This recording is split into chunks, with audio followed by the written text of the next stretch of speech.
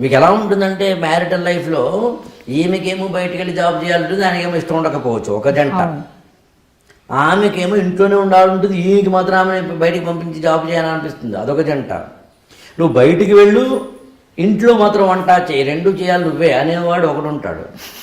నేను బయటికి వెళ్తున్నాను కాబట్టి ఇంటి వంటలో ఇంటి దాంట్లో నువ్వు సమానం ఉండాల్సిందే అనే ఆర్గ్యుమెంట్ చేసే అమ్మాయి ఉండవచ్చు.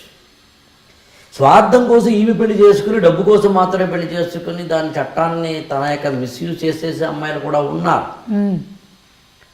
కేవలం డబ్బు కోసం మాత్రమే పెళ్లి చేసుకుని వాళ్ళని జైలు దాకా పంపించి వీళ్ళు పబ్బం గడుపుకునే వాళ్ళు కూడా ఉన్నారు. భార్యని చీటీ మాటికి తిట్టే, హింసించే, కించపరిచే, నలుగురిలోనూ అవమానపరిచే ఆ భర్తలు కూడా ఉన్నారు, అత్తమామలు కూడా ఉన్నారు. అదే సమయంలో భర్తని నలుగురిలోనూ గౌరవించకుండా చాలా హీనంగా మాట్లాడే భార్యలు కూడా ఉన్నారు.